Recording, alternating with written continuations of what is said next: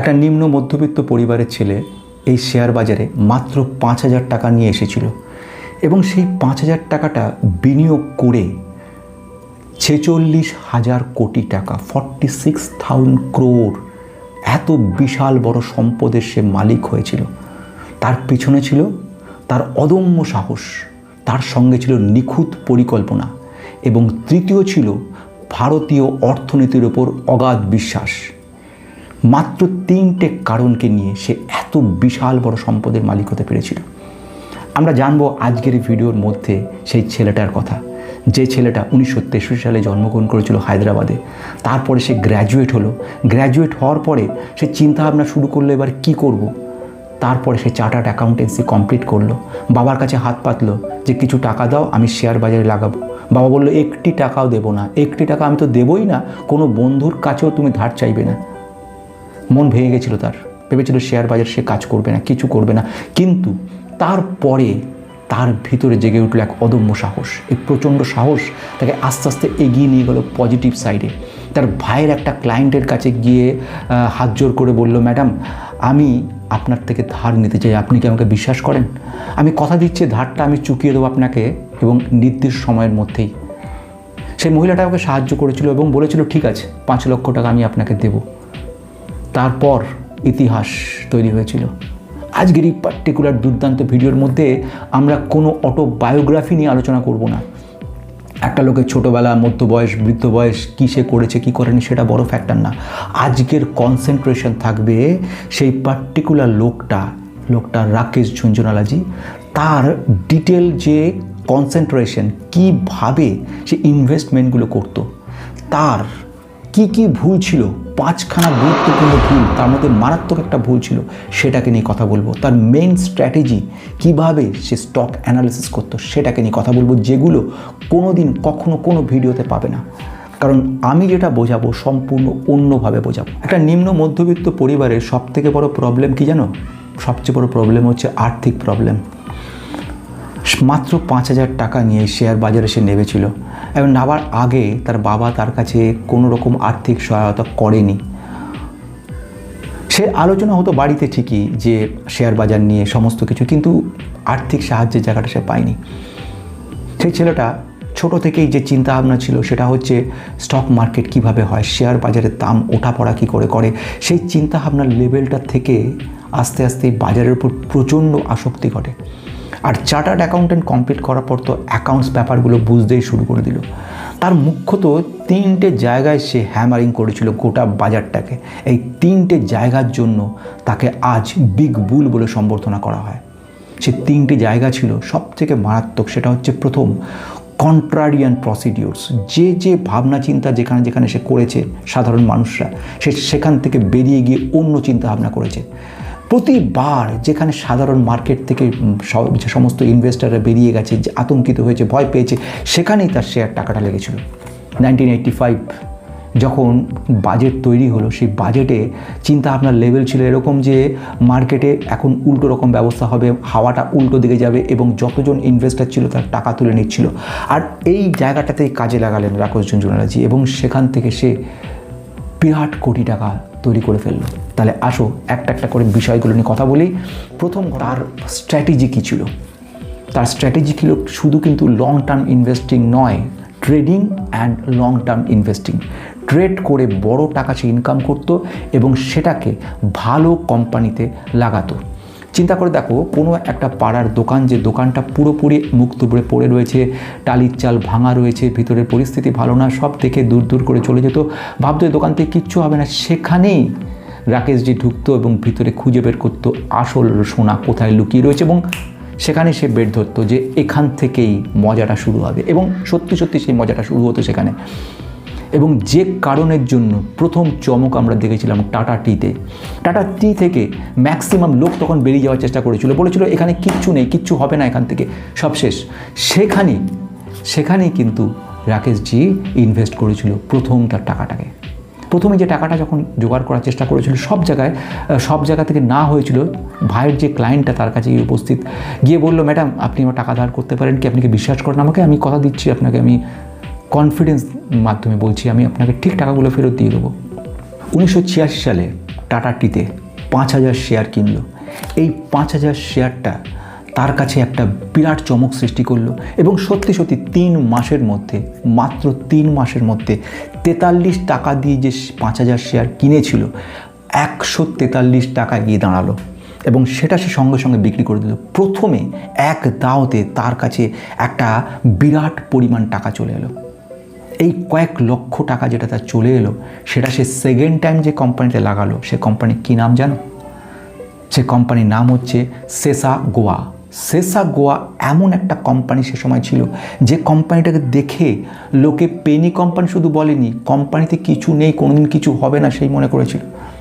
ঠিক সেখানেই আমাদের বিগ বুল পেনিট্রেট করেছিল। মাত্র 20 থেকে 25 টাকার মধ্যে কয়েক লক্ষ শেয়ার সে কিনে নিয়েছিল এবং সেখান থেকে তার সেই শেয়ারটা কয়েক বছরে 2200 টাকায় চলে যায়। 25 টাকার শেয়ারটা 2200 টাকায় চলে গেছিলো এবং 1 কোটি টাকা তার প্রথম নেটওয়ার্থ হয়েছিল, 1 কোটিতে পৌঁছে গেছিল।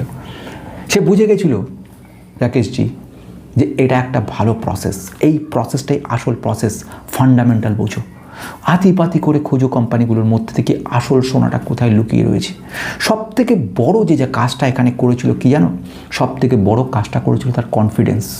সে জানতো যে এই কোম্পানি ক্ষেত্রে যে ট্যাকটিক্যাল প্রসিডিওর ইউজ হয় সেখানে কিন্তু উনি খুব ইন্টারেস্টিং কয়েকটা পয়েন্টকে ট্র্যাক করেছিল। প্রথম হচ্ছে এমন কোম্পানিকে বাছো যে কোম্পানি আগামী 10 থেকে 20 বছরের মধ্যে বিরাট বড় কিছু করতে পারে এবং তার পিছনে তার ডিমান্ড কতটা রয়েছে।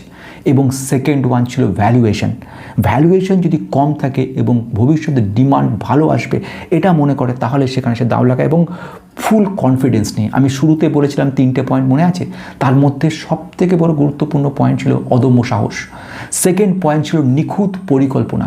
এই পরিকল্পনার মধ্যেই ছিল মস, মার্জিন অফ সেফটি। আমি মার্জিন অফ সেফটিকে পরে আসবো। কিভাবে এগিয়ে গিয়ে কোটি কোটি টাকাতে পৌঁছেছিল সেটার গল্পটা এবারে বলছি। তার সবথেকে বড় টার্নিং পয়েন্ট কোথায় ছিল জানো? টাইটান। এটাকে বলা হয় তার গোটা বাজারটাকে ঘুরিয়ে দেওয়ার টেন্ডেন্সি, তার ভাগ্যটাকে ঘুরিয়ে দিয়েছিল টাইটান। মাত্র 3 টাকা দামে যখন টাইটান কিনতে যায় তখন তার বন্ধু বান্ধবরা রেড়ে করে উঠেছিল, তুই কি পাগল হলি? সব টাকা দাওয়ে লাগাচ্ছিস, তুই জানিস এটা কোথায় গিয়ে পৌঁছবি, কী হবে, কোনো তোর ধারণা আছে?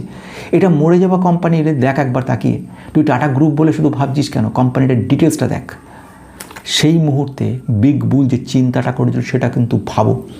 সে সেই মুহূর্তে ভেবে নিয়েছিল 3 টাকাটা বড় ফ্যাক্টর না, ফ্যাক্টরটা তানিষ্ক, ফ্যাক্টরটা টাটা গ্রুপ, ফ্যাক্টরটা সাধারণ মধ্যবিত্ত ডিমান্ডটা বাড়ছে, তাদের হাতঘড়িটা পাল্টাচ্ছে, তাদের চিন্তাভাবনাটা পাল্টাচ্ছে, তারা কিন্তু বড় লেভেলের একটা চেঞ্জেস আসছে যেখানে টাইটান এখানে কাজে লাগবে।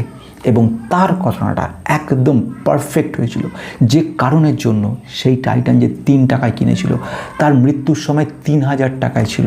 এবং সত্যি কথা বলতে গেলে কয়েক কোটি টাকা যেটা ছিল সেই কয়েক কোটি টাকা থেকে 1000 কোটিতে নিয়ে এসেছিল টাইটান একাই গোটা পোর্টফোলিওটাকে 1000 কোটিতে কনভার্ট করে দিয়েছিল টাইটান নিজে একা। এখান থেকে কি শিখতে পারো একটা মজার ঘটনা? সে মজার ঘটনাটা হচ্ছে, তুমি যদি একটা কোম্পানিকে আইডেন্টিফাই করতে পারো, অনলি ওয়ান কোম্পানি, এবং সেই কোম্পানিতে তুমি যদি কনফার্ম থাকো, গোটা দাও লাগাতে পারো, তাহলে পর কিন্তু 1000 কোটিটা কোনো গল্প না, বেকার কথা না, সিরিয়াস।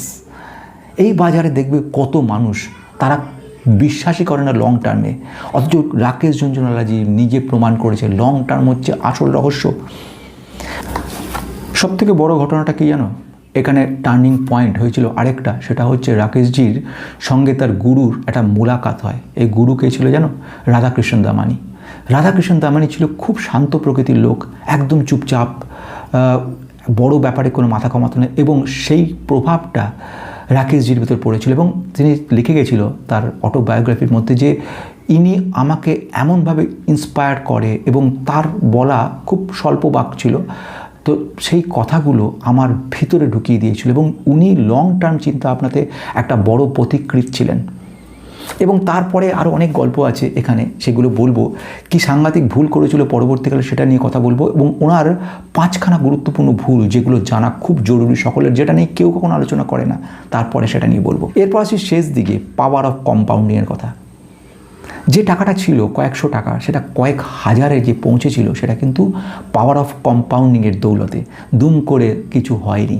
পাওয়ার অফ কম্পাউন্ডিংটা হলো এমনই বিষয়, বছরের পর বছর যখন টাকাটাকে রেখে দিয়েছিল, সেই টাকাটাই ঘুরতে ঘুরতে 46,000 কোটিতে পৌঁছেছিল। মাঝখানে কি ঘটনা ঘটেছিল জানো?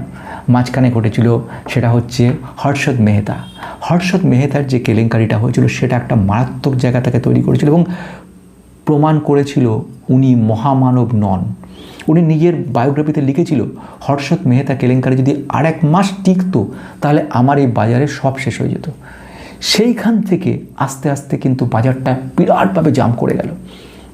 এবার আসবো ওনার আরেকটা খুব সুন্দর স্ট্র্যাটেজি, কন্ট্রারিয়ান ট্রেডিং বলতে আমি যদি এক্সাম্পলটা দিই তাহলে বুঝতে পারবে। 1990 সালে যখন রাজনৈতিক অস্থিরতা চরমে পৌঁছেছিল, নতুন যে সরকার এসেছিল, তখন সবাই বলেছিল এই সরকার কিন্তু কোনো মতে শেয়ার বাজারকে দেখবে না, ব্যবসার দিকে তাকাবে না। কিন্তু একমাত্র রাকেশজি বলেছিল নো, এই সরকার কিন্তু আমার মনে হচ্ছে ব্যবসা দেখবে। এবং সত্যি ঘটনাটা সেটা হয়েছিল। যখন তার বন্ধুরা সব শেয়ার বেচে দিয়েছিল, রাকেশজি তখন প্রচুর পরিমাণে শেয়ার কিনে নিয়েছিল এবং সেটাই তার টার্নিং পয়েন্ট হয়েছিল।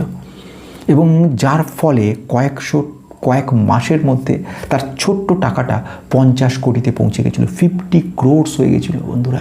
আর আপনারা তো জানেন, যত কোটি এই মার্কেটে নিয়ে আসতে পারবেন, তত গুণ আপনার ওয়েলথ ক্রিয়েট হয়ে যাবে, তত গুণ হতে থাকবে। এবং এই কন্ট্রারিয়ান অর্থাৎ বিপরীত ধর্মী চিন্তা ভাবনাটাই কিন্তু মার্কেটকে তুলে দিয়েছিল। আজকে এই ঘটনাটা বলার পিছনে কারণ হচ্ছে একটাই, এবং সে কারণটা হচ্ছে কি জানো? আমরা গড্ডালিকা প্রবাহে পা দিই সবসময়। Semiconductor, defence sector, railway sector, কখন যে সেক্টর বাড়ছে সবাই সে সেক্টরে ঝাঁপিয়ে পড়ছে। এআই শুনে সবাই। কিন্তু যে সেক্টরগুলো পড়ে রইল অন্ধকারে, যে সেক্টরগুলোর ক্ষমতা ছিল এককালে এবং ভবিষ্যতে দেখানোর, সেই জায়গাগুলো কেউ দেখলই না। ঠিক উনি এই কাজটা করেছিলেন বলে আজকে ওনার 46,000 কোটি টাকায় পৌঁছাতে পেরেছিলেন। আমি যে কথাটা বলছি, সেই বৃদ্ধ মানুষটা কথা বলতে চলেছি, সেই মানুষটার আকাশে স্বপ্ন উড়িয়েছে। কন্ট্রারিয়ান ট্রেডিং প্রসেসের আরেকটা এক্সাম্পল কি জানো?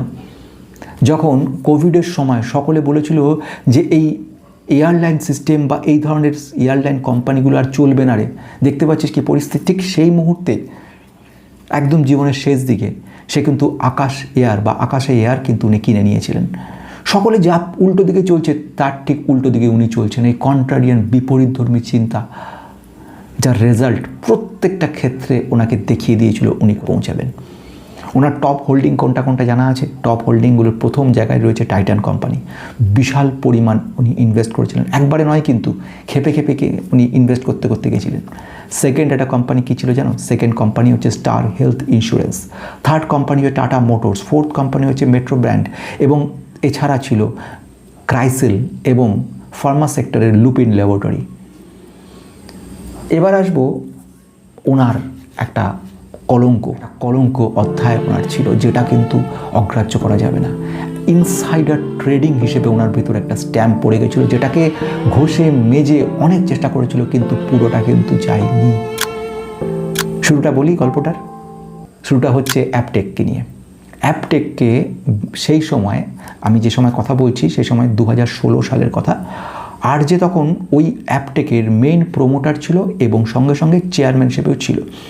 উনি অ্যাপটেকে কী করেছিল, উনি খবর নিয়েছিল, জানতে পারে এরা অনেক আগে থেকেই, এবং সেটা উনি জেনেছিল সেটা হচ্ছে একটা কোম্পানির কথা নিয়ে। কোম্পানির নাম হচ্ছে মন্টানা ইন্টারন্যাশনাল প্রি স্কুল, অর্থাৎ ছোটো ছোটো বাচ্চাদের স্কুলে পড়ানোর যে কায়দা বা সেই প্রসেস নিয়ে অ্যাপটেক আসার কথা।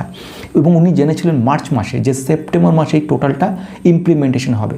উনি মার্চ মাসেই নিজে এবং ওনার স্ত্রী রেখা এবং সঙ্গে এই দামানি মানে রমেশ দামানি এবং সঙ্গে সহযোগী আত্মীয় স্বজনকে সকলকে কিনতে বলেছিলেন শেয়ারটা।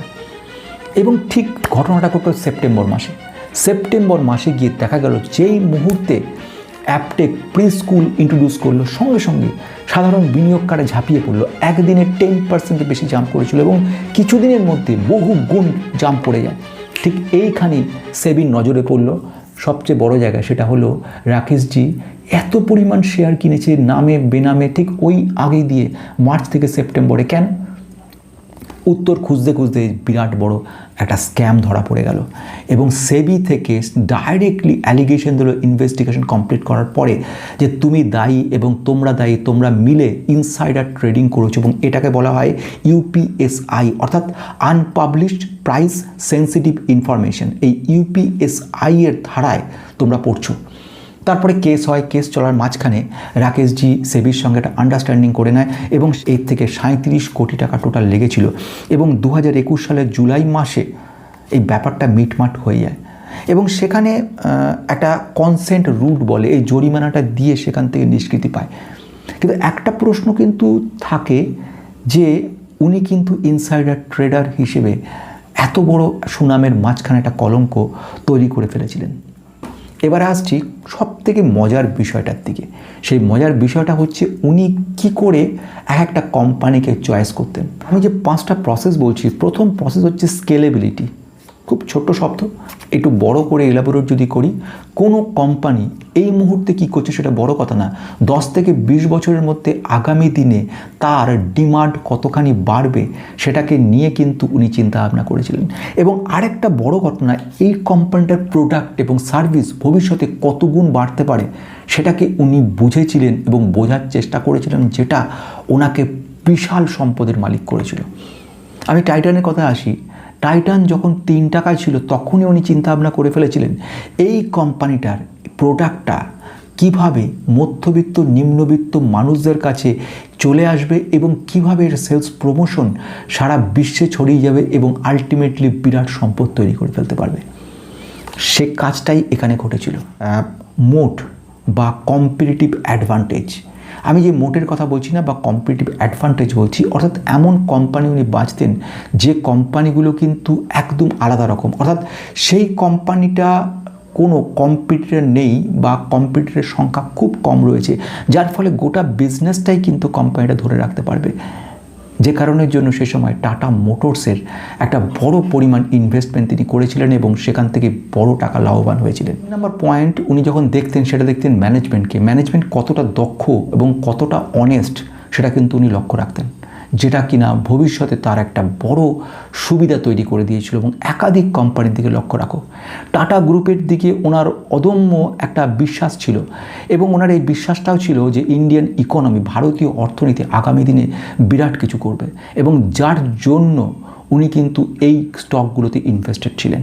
আর শেষ 5 নাম্বার, যেটা আমি আগে বলেছি, কন্ট্রারিয়ান অ্যাপ্রোচ, অর্থাৎ এই বিপরীতধর্মী চিন্তা ভাবনা। যখনই যে কোম্পানিতে সাধারণ মানুষ ইনভেস্ট করছে না, বলছে না এখানে করবো না, এখানে বিপদ আছে, এখানে পুরো উঠে যাবে এটসেট্রা, ঠিক সেখানে উনি প্রচুর টাকা নিয়ে হাজির, আমি এখানে ইনভেস্ট করব, এবং সত্যি সেটা প্রমাণিত হয়েছিল বিরাটভাবে। এবারে আসবো ওনার সবচেয়ে বড় উইকনেসগুলো, যেটা নিয়ে কেউ আলোচনা করে না। প্রথম যে পয়েন্টটা আমি কথা বলবো সেটা খুব ইন্টারেস্টিং, সেটা হচ্ছে ওনার উইকনেস ছিল, সেটা ছিল টেকনোলজি বা লেবার ইন্টেন্সিভ জায়গা সেখানে ইনভেস্ট না করা। এই যে টেকনোলজির স্টক, যেরকম প্রথম বলবো ইনফোসিসের কথা, উনি কিন্তু ইনফোসিস একদম প্রথম দিন থেকে পেয়েছিলেন কিন্তু ইনভেস্ট করেননি। ওনার চিন্তাভাবনা কী ছিল জানো? উনি ভেবেছিলেন যে এইসব টেকনোলজি কোম্পানিগুলো বেশি দিন টিকবে না এবং একটা সময় পরে উঠে যাবে, কিন্তু সেটা প্রমাণিত হয়নি, বরঞ্চ দেখা গিয়েছিল হাজার হাজার % রিটার্ন দিয়েছিল ইনফোসিস। ওনার এটা একটা বিরাট বড় ভুল ছিল। 2 নম্বর ওনার একটা ভুল ছিল পয়েন্টে, সেটা হচ্ছে DHFL এর পতন। DHFL হচ্ছে যে কোম্পানির নাম হচ্ছে দিওয়ান হাউজিং অ্যান্ড ফাইন্যান্স কর্পোরেশন। উনি চিন্তাভাবনা করেছিলেন ম্যানেজমেন্ট সৎ এবং এটা একটা বড় ভবিষ্যৎ তৈরি করতে পারে, এবং যে কারণের জন্য উনি প্রচুর পরিমাণে শেয়ার, অ্যাপ্রক্সিমেট গোটা পোর্টফোলিওর 3.2% কিন্তু উনি কিনে নিয়েছিলেন। 3.2 মানে বহু টাকা। এবং পরে দেখা যায় 2019 সালের কাছাকাছি কোম্পানিটা কর্পোরেট গভর্নেন্সের প্রবলেমের জন্য এবং আরেকটা ব্যাপার তৈরি হয়েছিল, জালিয়াতি কিছু করেছিল এবং টাকা পাচার করেছিল বাইরে। ঠিক এই সব কারণের জন্য কোম্পানিটা কিন্তু একেবারে পতন ঘটে। 3 নম্বর পয়েন্ট, 3 নম্বর হচ্ছে ফার্মাসিউটিক্যাল সেক্টর। ফার্মা সেক্টরের উপরে ওনার অগাধ বিশ্বাস ছিল এবং সেই মতো করে উনি লুপিন ল্যাবরেটরিতে ইনভেস্ট করেছিলেন। লুপিন ল্যাবরেটরি ইনভেস্টমেন্ট করেছিলেন প্রচুর টাকা, কিন্তু আলটিমেটলি যে 2017 থেকে 2019 সালের মধ্যে লুপিন ল্যাবরেটরি প্রায় 50% পতন ঘটে এবং তার পেছনে কারণ ছিল ইউএসের FDA। এই FDA পারমিশনটা না পাওয়ার জন্য কিন্তু লুপিন ল্যাবরেটরির পতনের সঙ্গে সঙ্গে তার পোর্টফোলিওর একটা বড় অংশে একটা বিশাল ধাক্কা লেগেছে। 4 নাম্বার, জি এন্টারটেনমেন্ট। জি এন্টারটেনমেন্ট নিয়ে একটা বিরাট বড় বিতর্ক তৈরি হয়েছিল। এই বিতর্কর শুরুর সময় থেকে বা তার পরবর্তীকালে রাকেশজি ভেবে নিয়েছিল এই কোম্পানিটা সনির সঙ্গে ফাইনাল হচ্ছে কথাবার্তা, যদি সেটা হয়ে যায় তাহলে এটা কিন্তু রকেট হয়ে যাবে কোম্পানিটা। এবং সেই মতো উনি অ্যানালিসিস করেছিলেন এবং দেখেছিলেন সত্যি ঘটনা সঠিক। কিন্তু উনি এই ব্যাপারটা ভাবেননি যে হঠাৎ করে এমন ঘটনা ঘটতে পারে যার ফলে বোর্ডের সঙ্গে এই ইনভেস্টারদের একটা তর্কতর্কি বিরাট বড় জায়গা তৈরি করবে এবং যার ফলে তার কেনা প্রচুর শেয়ার আটকে পড়ে। সনির সঙ্গে মার্জার হওয়ার কথা ছিল সঠিক, কিন্তু বহুদিন ব্যাপারটা পড়েছিল এবং একসময় গোটা চুক্তিটা বাতিল হয়ে যায়। সঙ্গে সঙ্গে কিন্তু তার পোর্টফোলিওতে একটা বড় ধাক্কা লাগে। 5 নাম্বার, সুজলন এনার্জি। সুজলন এনার্জিকে নিয়ে যে কথা বলি, সে সময় ভারতের একমাত্র টপ রিনিউয়েবল এনার্জির উইন্ড এনার্জিতে এই কোম্পানিটা কাজ করতো, নাম হচ্ছে সুজলন এনার্জি। সেই সুজলন এনার্জিতে উনি ইনভেস্ট যখন করেছিলেন সেই সময়তেই উনি কিন্তু এটা জানতেন যে রিনিউয়েবল এনার্জি এক না একদিন বিরাট রিটার্ন দেবেই দেবে। সেই মতো করে সুজলনে উনি ইনভেস্ট করেছিলেন, কিন্তু উনি সবটা জানতে পারেননি এবং সবটা না জানতে পারার জন্য তার আশাবাদী থাকা সত্ত্বেও এই কোম্পানিটার পতন ঘটে। তার পিছনে ছিল ম্যানেজমেন্টের বেশ কিছু ভুল সিদ্ধান্ত এবং প্রচুর পরিমাণে লোন নিয়েছিল এই কোম্পানিটা সুজলন এনার্জি। এত লোন নিয়েছিল যে সে টাকাটা চুকোতেই পারেনি এবং কোম্পানিটা একটা সময় সম্পূর্ণ দেউলিয়া ঘোষিত হয়। এবং ম্যানেজমেন্টের ডিসিশন নেওয়াগুলো কয়েকটা ভুল ছিল, যার আলটিমেট রেজাল্ট রাকেশজির পোর্টফোলিওতে গিয়ে বিরাট বড় ধাক্কা মারে। প্রচুর শেয়ার কেনা ছিল সুজলন এনার্জির সেটা। আর সবথেকে বড় ভুল রাকেশজির কী ছিল জানো, যেটা জানার জন্য সবচেয়ে গুরুত্বপূর্ণ পয়েন্ট উনি বারংবার স্বীকার করেছে, মৃত্যুর আগের মুহূর্তে উনি স্বীকার করেছিলেন সেটা হচ্ছে স্বাস্থ্য। উনি বলেছিলেন সাধারণ যে বিনিয়োগকারীদেরকে যে আমার সবচেয়ে বড় ব্যর্থতা ছিল কিসে জানো, যে ইনভেস্টমেন্ট আমি সঠিকভাবে করতে পারিনি, সেটা হচ্ছে আমাদের জন্য, আমার হেলথের জন্য আমি ইনভেস্ট ঠিকমতো করতে পারিনি, স্বাস্থ্যকে আগে দেখা দরকার ছিল। ওনার যে লেখাটা কোটেশনটা তার জীবনের শেষ ইন্টারভিউতে সে স্বীকার করেছিল সবথেকে বড় এবং খারাপ বিনিয়োগ তার ছিল স্বাস্থ্যকে অবহেলা করা। আমি আমার স্বাস্থ্যের যত্ন নেইনি, এটি আমার জীবনের সবথেকে খারাপ বিনিয়োগ। সবাইকে বলবো সবচেয়ে বড় সম্পদ হচ্ছে স্বাস্থ্য, তাকে গুরুত্ব দিন। এটাই ছিল সবচেয়ে বড় ঘটনা, যে কারণের জন্য 46,000 কোটি টাকার মালিক একটা জীবন একটি দিন ধার চেয়েছিল, তার বদলে সব টাকাতে রাজি হয়েছিল, কিন্তু কোনো মতে কারুর কাছ থেকে একটি দিনও সে ধার পায়নি এবং সে দুঃখ করে বলেছিল মৃত্যুর সময় উনি ওনার জীবনের সবথেকে অবহেলা করেছিল যে ঘটনাগুলোর দিকে ওভারওয়েট হয়ে গেছিলো, প্রচুর ওজন হয়ে গেছিলো, ওনারা লক্ষ্য করেননি। প্রচুর পরিমাণে ধূমপান মদ্যপান উনি করতেন, তা লক্ষ্য করেন এবং কিডনি একসময় তাকে সম্পূর্ণ ফেল হয়ে যায় এবং যার কারণের জন্য মাত্র 62 বছর বয়সে তিনি যখন একেবারে শেষ মুহূর্তে দাঁড়িয়ে উনি এই কথাটাই বারংবার বলেছিলেন যে আমি আমার সব টাকা দিয়েও একটা দিনকে আমি কিনতে পারলাম না, একটা দিন। আর আমি সাধারণ মানুষদের বলে যাচ্ছি এই কথাটা যে সবচেয়ে বড় বিনিয়োগ হচ্ছে স্বাস্থ্যে, যেটা করা বেশি জরুরি তোমাদের জন্য। আজ এই শেষ সময়ে যে ঘটনাটার কথা মনে পড়ে সেটা হচ্ছে এক মহামানবের জন্মগ্রহণ করেছিলেন। মহামানব সে কারণে উনি হতে পেরেছিলেন যে পথ দেখিয়েছিলেন, বিগ বুল বলা হয়েছে, সারা বিশ্ব ওনাকে মেনে নিয়েছিল যে ওনার ক্যাপাবিলিটি, ওনার চিন্তাভাবনা একটা থিওরি। ওয়ারেন বাফেট যেরকম ছিলেন সারা বিশ্বের একজন শ্রেষ্ঠ বিনিয়োগকারী, সারা ভারতের শ্রেষ্ঠ বিনিয়োগকারী হিসেবে রাকেশজি আজও আমাদের প্রণম্য। আজকে এই ভিডিওর মধ্যে তাকে প্রণাম জানিয়ে যে বিষয়টা আমরা শিখলাম সেটা হচ্ছে আমাদের অদম্য সাহসের দরকার, বর্তমান অর্থনীতির উপর বিশ্বাস থাকা দরকার এবং নিখুঁত পরিকল্পনা দরকার। এই পরিকল্পনা শুরু হবে ভ্যালুয়েশন দিয়ে, কোম্পানিকে বোঝা দিয়ে, ম্যানেজমেন্টকে বোঝা দিয়ে, ভবিষ্যৎ দেখতে পাওয়া সেটা দিয়ে। আর এইগুলোর জন্য ইচ্ছা করলে মেম্বারশিপ নিয়ে রাখতে পারো, 59 টাকা মাত্র মেম্বারশিপ প্রতি মাসে। সেখানে ফান্ডামেন্টাল আমি বোঝানোর চেষ্টা করছি লুসিড ম্যানারে, সেখানে ডিটেলসটা বুঝিয়েছি, লক্ষ্য করে দেখতে পারো। আজকের মতো শেষ হচ্ছে, আবার নেক্সটে নতুন একজনকে নিয়ে আসবো।